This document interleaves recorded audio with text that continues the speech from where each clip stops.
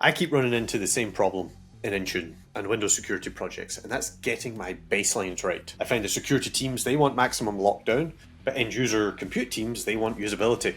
And that clash kind of causes headaches. That's why James Robinson, MVP, built Open Intune Baseline, or OIB. And in this episode, I'm going to do a deep dive with him. We're going to talk about why existing baselines can be problematic, why he created Open Intune Baseline, working with CIS, and honestly, most importantly, how you can get started with Intune and Windows security baseline hardening without breaking everything. Let's get into it. So James, why do so many Windows and Intune security baseline projects just suck? Where do we start? I think because nobody talks to each other. So many of these things are entered into from usually like an EUC perspective, certainly the ones that I've been involved with. And those guys are not security experts. Then you've got security teams who will look at certain security frameworks that are out there and use them as checkbox exercises and expect the EUC team to kind of pick up the slack when inevitably things break. At least that's my experience with it. I don't know about you.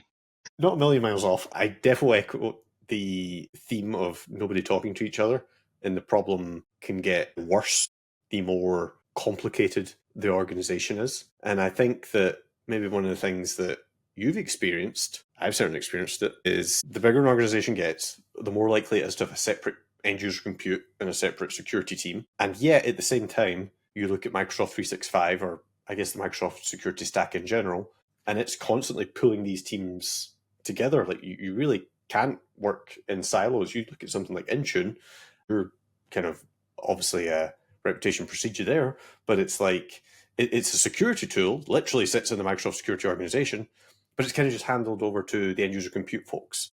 How do you solve that problem? It's tricky because that then becomes a political and normally a kind of a historical thing that has happened within an organization, and that's dealing with people is really difficult. Dealing with technology is really easy. So changing those thoughts, feelings, behaviors is one of the hardest things that pretty much every project will experience.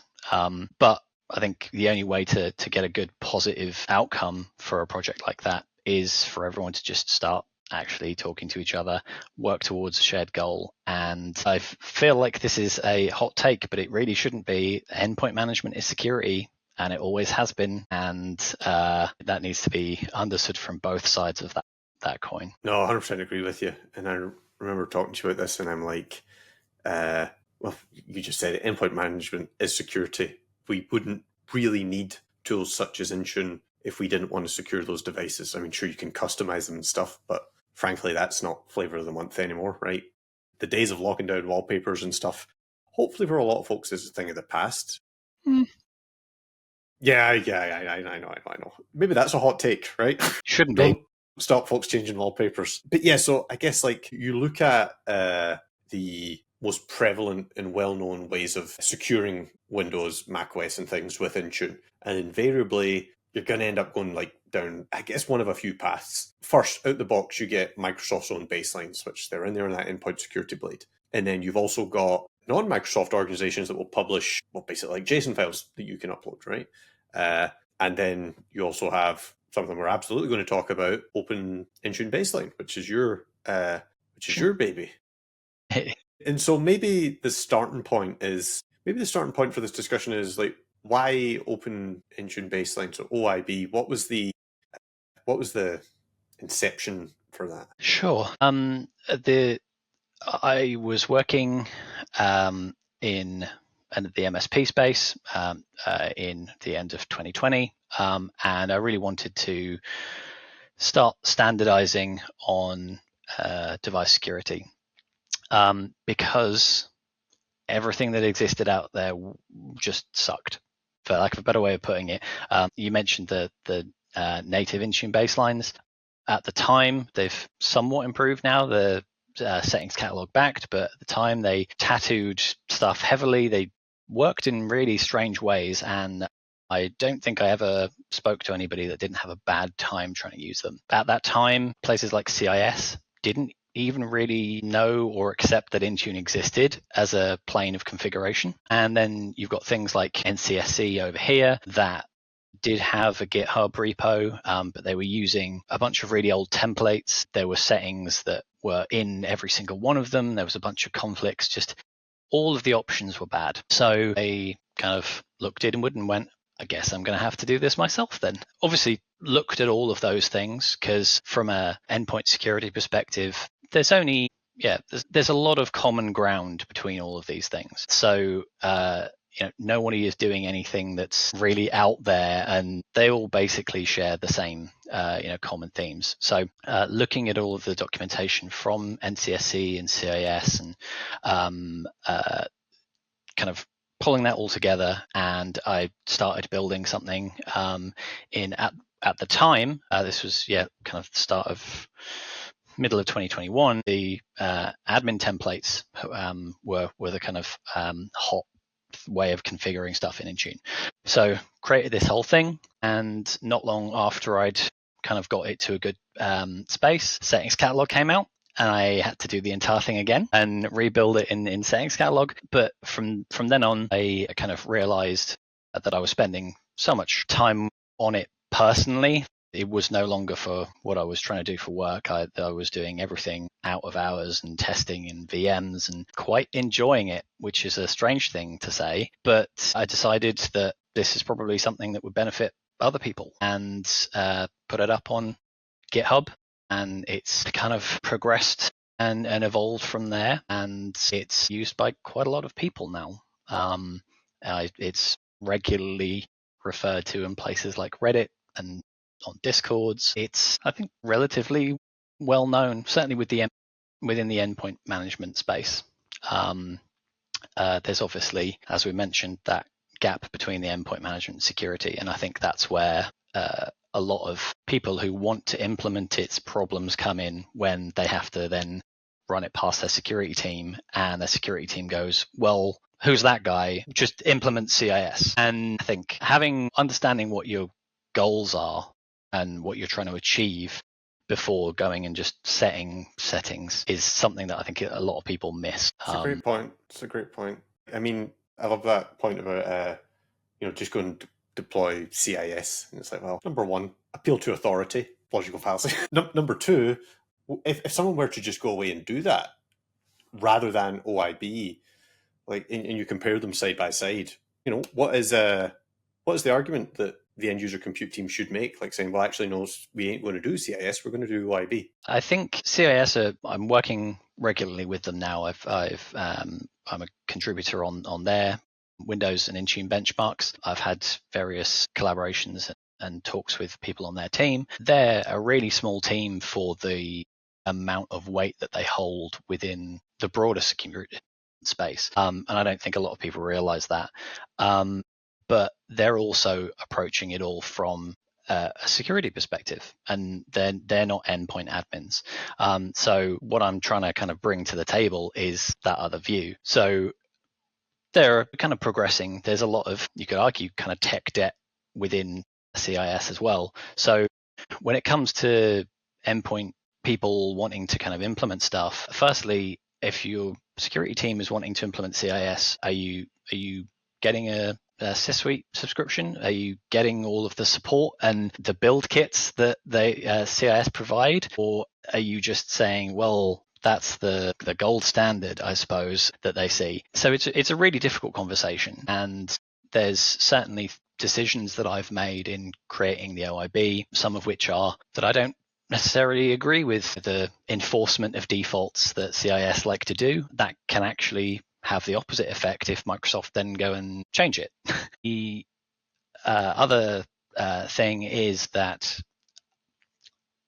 as you're kind of implementing things, especially if you're coming from an environment that, if you're on that journey, hybrid enrolled all of your existing devices, you've Intune enrolled them, and they're managed primarily by GPO, that switch across from GPO to Intune policies can be really tricky for various reasons that is probably a complete deep dive in itself. But if you're trying to modernize how you're managing devices, utilizing Intune and all of its capabilities, kind of using it as an opportunity to go on a clean slate, also means that your security team should be working together to identify what the actual requirements are. Like if you're starting from scratch and all of the stuff has just been gathered over years, do you still need all of those AV exceptions? Are they actually more of a security risk than starting from scratch and actually working out what you need?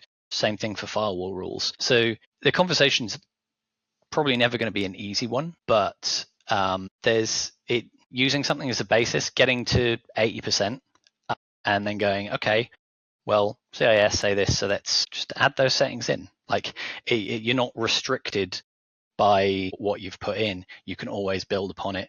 And in fact, everyone's going to need to. Everyone that has adopted it and put it into their tenants is going to have those extra customizations, things that they've added, because it needs to work for their environment. But they've saved a ton of time from the start to then spend that time better elsewhere. Gotcha. And I think that's a really good selling point if you're having one of those conversations. Yeah, no, absolutely. The thing is, I mean, you mentioned that folk will invariably go away and make changes as required. Folks will do that with these other benchmarks anyway, right? So I think, for example, off the top of my head, one we spoke about a while back was, and keep me honest here, but it's the UAC prompt, where, hey, if I want to run something as an admin, most of the baselines, and I believe at least the Microsoft and I think the CIS ones, they will by default just say deny all requests fundamentally. And I mean, everyone's mileage may vary. I have never worked with an IT team that wanted to proceed with that. Everyone's kind of perception is, well, no, the help desk might need to elevate to a local admin to do help desky stuff, right? So I guess that's kind of maybe that's part example of why you cannot approach these baselines as either turn it on and you're done, or kind of binary, right? It's like you will have to tweak this and you will very rarely achieve 100% adherence. And kind of speaking for CIS in a weird way here, they don't expect you to be 100% compliance with what they put together either. Like it's in their documentation that accompanies these benchmarks that every environment is different. Every environment is going to have its own requirements. And you need to understand what those are and implement what is best for your environment and just kind of note them as exceptions. Theoretically, this is a bit of a stretch, but just to prove a point, theoretically, you can implement absolutely nothing from the CIS benchmark if you've gotten a reasonable exception for all of it and be CIS compliant. So, yeah, it's got to work for your environment, and it's always going to be a balancing act between security and end user experience or admin manageability. Yes, it's one of those. Absolutely. And it's funny because I'm not the only person that will say and think this, because I see a lot coming up in the discourse on places like LinkedIn and X and so on. I can't believe I said X. Good grief, they're finally winning me over. Twitter. I guess and I think Swift on Security is probably the most prolific person that's mentioned this, but so many of the best security pros will have a background in end user compute and in desktop support and things like that, because number one, they've had to troubleshoot a lot of stuff, so they understand how the operating systems works. But number two, they can understand the implications of the security policies that they push out there. Yeah, and I think that's such an important basis or grounding to have. But it works both ways, right? There's what security people do, and I understand Defender. As soon as you start thinking about remediating or actually dealing with a live threat or threat hunting, that's kind of outside of my realm of knowledge. It's unreasonable to expect everybody, somebody to have that broad a range. So kind of going back to how important it is and that everyone's talking together, security is a team sport. So you've got to have both of those sides of the argument to kind of where it meets in the middle. It's probably good. Yeah, absolutely. Speaking of like working together, one of the fastest ways to get any type of security project shot down is you do produce a bad user experience, because that bad user experience hits someone with influence in the business, kind of C-suite director type folks, and they're like, oh, this sucks, I don't want it. kill that project, right? So the whole thing has to be a balancing act of taking the security teams and the end user compute teams, and frankly, communication teams as well, and just kind of making sure that everyone is, frankly, just talking to each other. Yeah, that's something that, again, is usually historical. From my experience, is that IT teams have not really had good user communications. So asking them to suddenly communicate, get feedback from users, actually involve them, is a real adjustment that can be really tricky. But users are far more empowered now than they used to be.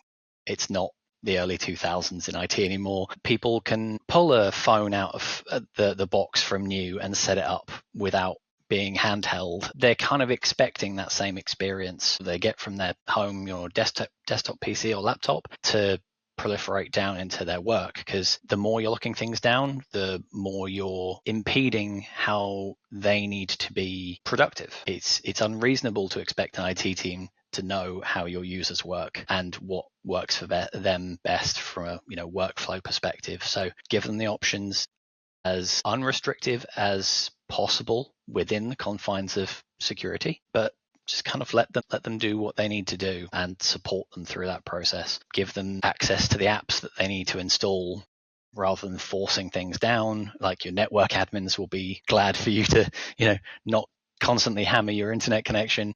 Or if people are working from home, their own internet connection. It's definitely a shift in mindsets that's required, but every project that I've worked on that has kind of shifted those ways of working and communications and stuff, it's always been a successful outcome. Yep. No, it's a good point. One of the things that comes to mind for me is that you mentioned things like, the user expects a good experience. You have to contend with the reality that if the user has a poor experience, you're potentially incentivizing shadow IT. Frankly, like some of the discussions I've been having recently, that's one of the, putting aside the end user compute for a second, that's maybe one of the most compelling reasons to get something like Microsoft 365 Copilot.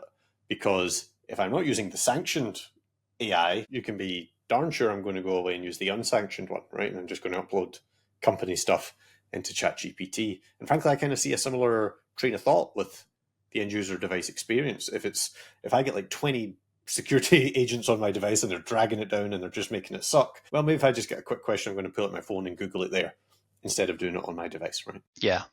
User experience should be as seamless as possible. There's a lot that goes into that, and a lot of things that I've been saying are very broad brushes. The better you can get that user experience, happier users are, the more comfortable they are with just getting on with what they need to do. Like and as a kind of help desk, you can then spend more time supporting the users that are less tech savvy rather than everybody. So it does generally turn out a win-win for everybody. Yeah. And I guess so on that point then, you've convinced me, you've convinced the stakeholders in the project. How do you get started with OIB? Where do I get it? How do I deploy it? What does it all look like? And Sure. maybe you could share your screen here to hold my hand through things. Hey folks, just a quick heads up. Open Intune Baseline is a fantastic starting point, but when you finally want to push out to production, you might start having to contend with unexpected results. If you want expert guidance to hold your hand through the entire process of deploying Intune across Windows and Autopilot, macOS, iOS, and Android, make sure you check out Threatscape's Intune implementation service. We'll tune baselines to meet your unique needs, help upskill you, and help you modernize endpoint management in a secure and scalable way. You'll find the link for the Threatscape Intune implementation service in the description. And now let's get back to the video. So there's a couple of ways that we can get started. The OIB historically has been created, and I've exported it using a community tool called the Intune management tool. It's pretty widely known out there, certainly within the Intune community. Allows you to really easily import and export stuff. It's a nice, friendly GUI around what's just Graph PowerShell under the hood. So all of the settings I've exported from my kind of dev tenant using that tool.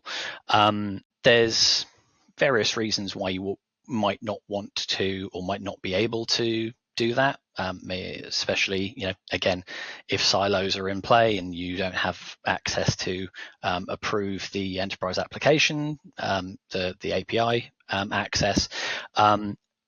So there are ways, or there is a level of import that you can do directly through the UI, just importing policies. Unfortunately, the OIB exports via Intune management don't work with that. The reason that I haven't exported them just as settings catalog is that there are a number of settings in the OIB that are within the endpoint security blade, and until Microsoft allow us to import and export out of that blade too, you'll only ever have half of the baseline, which is not ideal. So currently, the only ways of importing do rely on at least some level of enterprise app acceptance. There's, as I mentioned, the Intune management tool, or I have created a tool I've just called the OIB deployer. Kind of does what it says on the tin. The idea here is that you could do a new deployment, or if you've already got it in your tenant, you can use the existing deployment model to check against the latest versions that I've put out on GitHub. And it's kind of as simple as choosing, say we were doing new deployment, choosing which operating systems we want to deploy, what type of policies we want to deploy. So let's go with compliance, some of the endpoint security settings catalog, but not update policies because, hey, we want to use auto patch in our tenant. It's fine. And this will show, because there's already these settings in this tenant, but from here we'd be able to just select all policies, hit deploy, and it would go and just create all of those in the tenant. Really as simple as that. For a tenant that's already got them in, the existing deployment model, again, choosing the operating system, and just you then get a nice view of policies that already exist. If there's a new version, it will highlight them, show if you've got policies that are missing, or if there's updates that I've pushed out to those. Or you could head over to the GitHub, download all of the JSON files yourself, and like I said, put it in using Intune management. I try and keep really good change logs, just so everybody is really clear about if I'm adding something or changing something in a particular policy.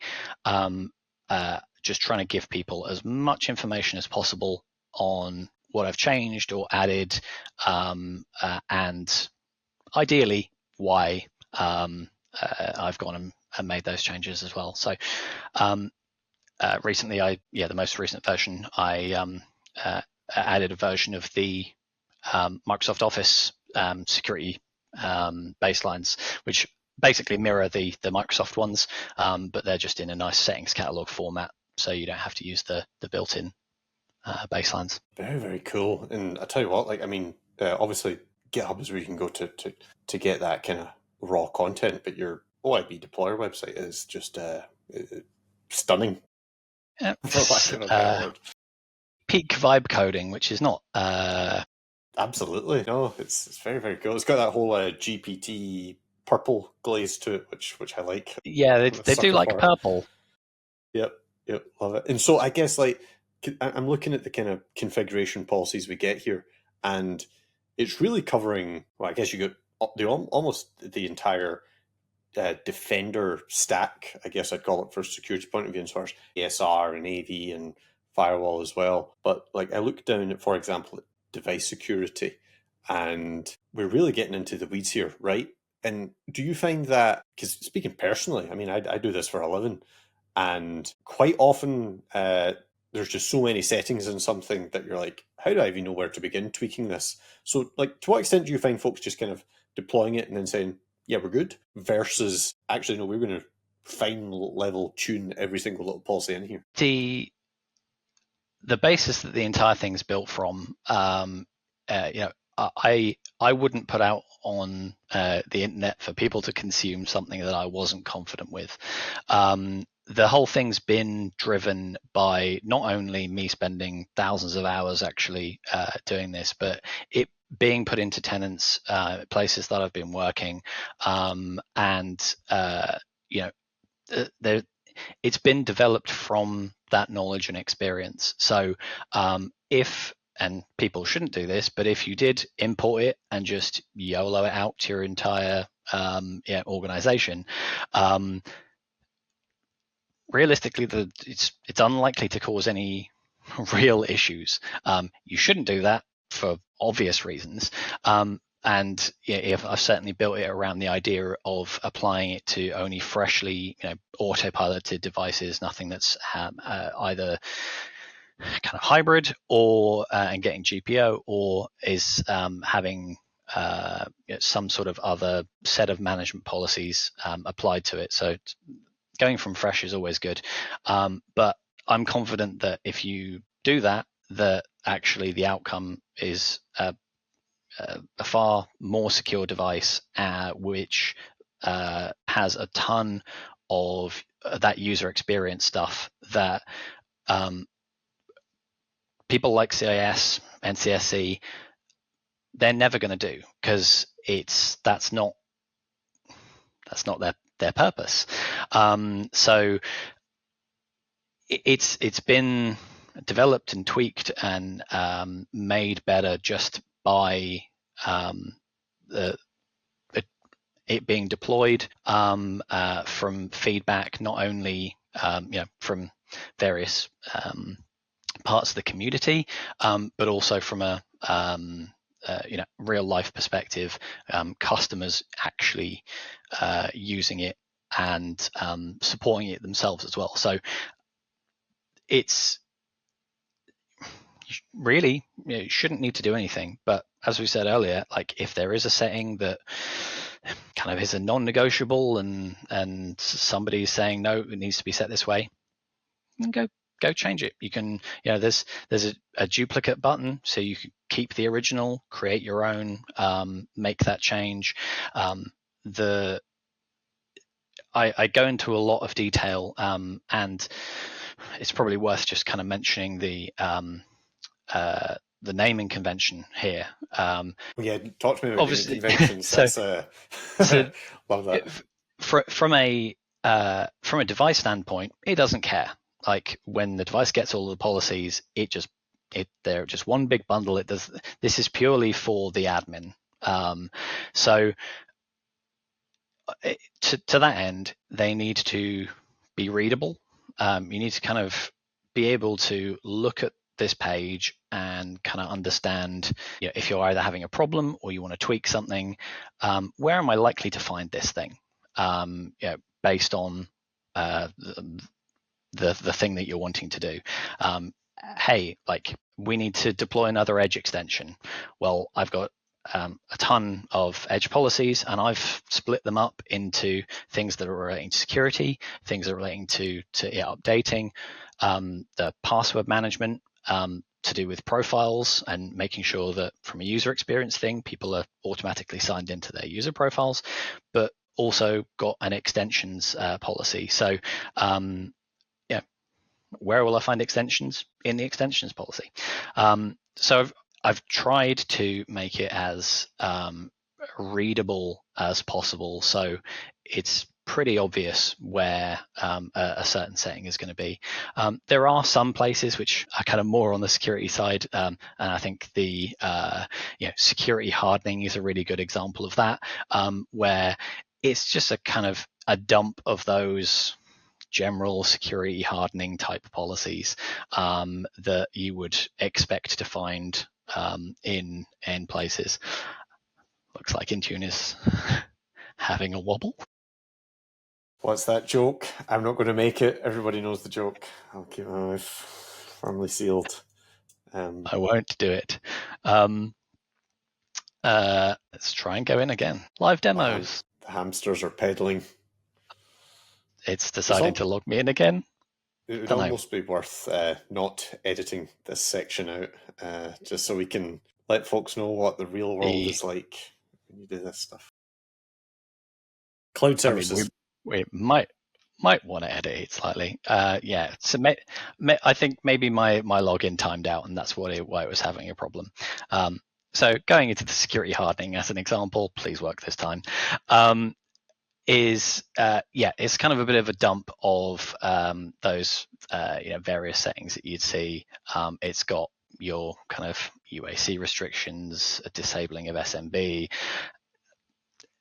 It's complicated. There's certainly a bit of a balancing act between going too granular and being reasonable enough that I've tried to balance. But then some things like Windows Package Manager or Subsystem for Linux, those are very specific things. They've got their own policies related to them, so they don't do anything but that thing. From an edge perspective, the extensions one actually is really a good example of it's unlikely that everybody in your environment is going to need to or you'll want to have the same extensions. So you're likely going to have multiple policies. One of the kind of quirks of Intune and the way that CSP policy works is that you can't apply, they don't merge, so you end up getting a conflict. So you have to be a lot more specific about groups that you're including and excluding to make sure those assignments work properly. But the whole thing has been built with that kind of scale in mind to be able to create multiple different versions. If your IT team needs to not be blocked for extensions, maybe, I don't know if that's a good idea, have somebody sign it off, sure. Then you can be granular, just copy that policy, do the exclusions, do it via groups. Yeah, it gives you the ability to be as granular or as broad as you really need to. There are some policies in here that you're unlikely to want to have different elsewhere. Assign them to all devices. Then other ones.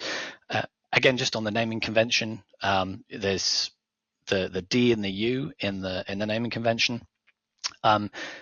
The process there is that whether they're assigned to user groups or device groups.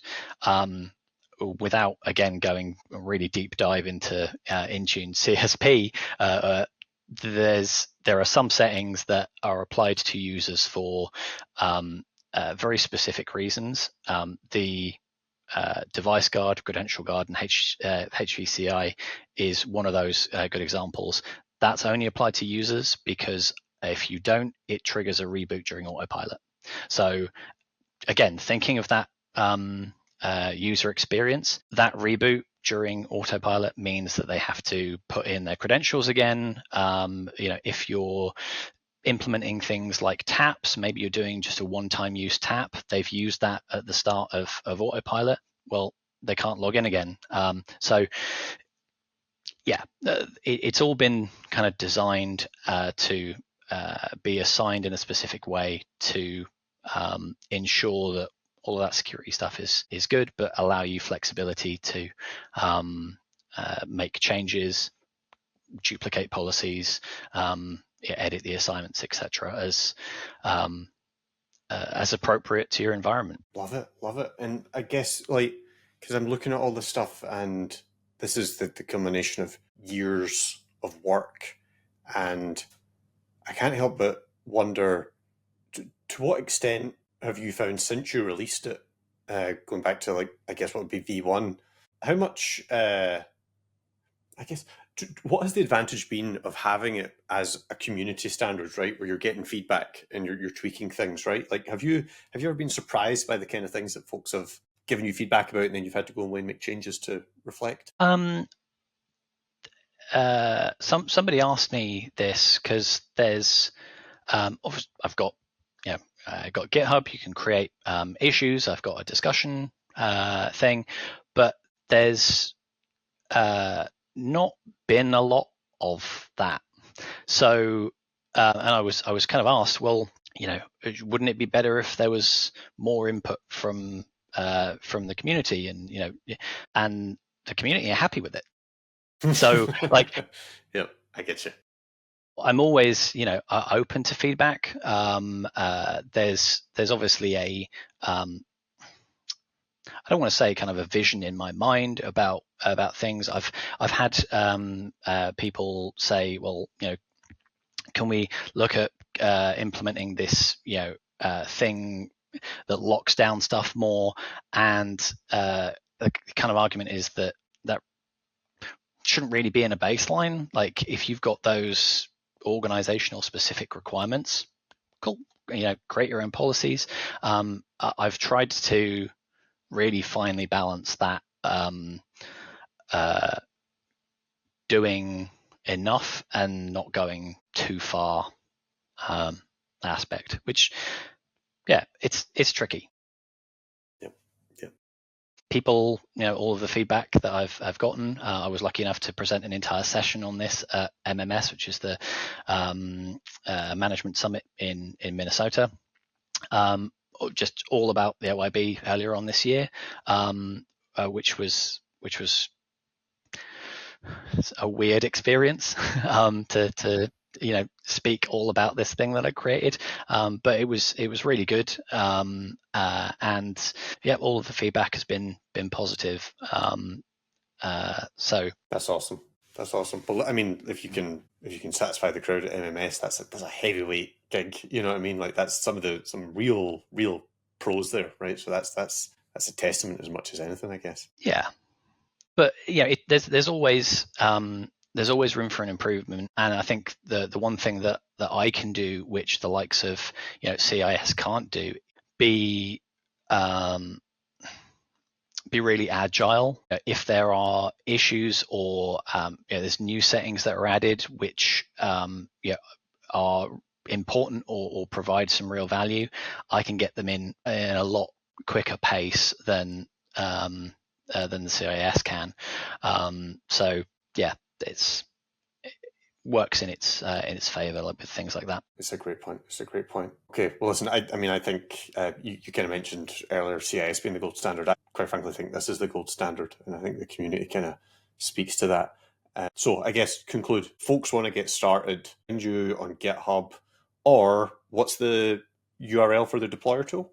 So I've got OpenIntuneBaseline.com is the nice front end website that links out to the GitHub, but then there's a link through to deploy, and it's just a subdomain. It's deploy.openintunebaseline.com to get going really quickly there. If you've got a dev tenant, throw it in. Have a play, and yeah, get to a known good state really quickly. Excellent, tremendous. Well, listen, love the tool, love the work you're doing. Very happy to have you at Threatscape. Thank you for your time. Really happy to be here. Cheers.